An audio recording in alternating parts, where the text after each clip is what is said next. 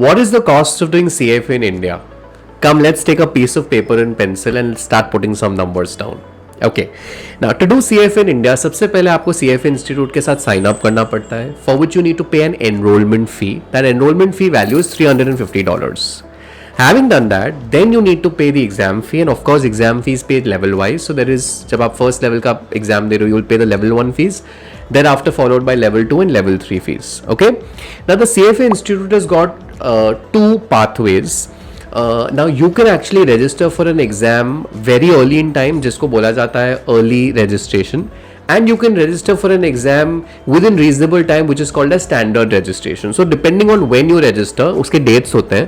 तो आप बहुत अगर जल्दी करते हो तो आप एक early registration route पे fall होते हो, और आप एक second route is a standard registration, और फिर obviously एक date होती है where the deadline ends and then you can't register for the exam.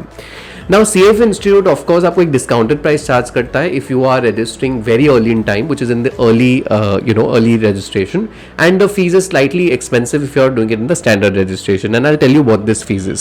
So typically for level 1, $940 is what they charge if you are in the early registration, and in the standard registration it's about $1250. Same level 2 का भी 940 and $1250 fees है, और level 3 जो है उसका early registration fee as of now $990 है, और standard fees $1250 है. हो सकता है वो थोड़ा सा बढ़े, but it's round about the same value.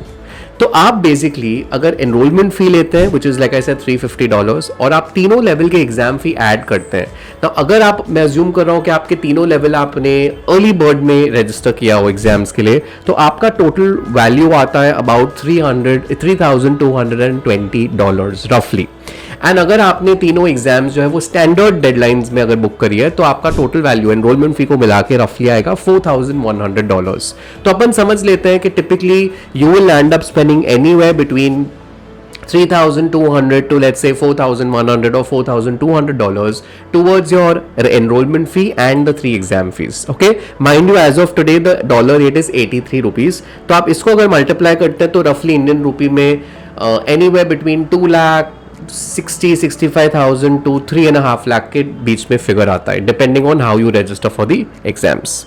इसके अलावा you will obviously get your self coached, और जनरली हमने देखा है कि तीनों लेवल का कोचिंग फी इंडियन रूपी में रफली 1.5 लाख 1.5 lakhs आता है. You can say average of anywhere between 40,000 to 50,000 rupees a level. So अगर आप दोनों को ऐड कर दें तो the average cost of doing CFA is anywhere between 4,30,000 to let's say 4,50,000. 4.5 lakh का एक फिगर पकड़ते हैं is the amount of investment you need in order to do your CFA.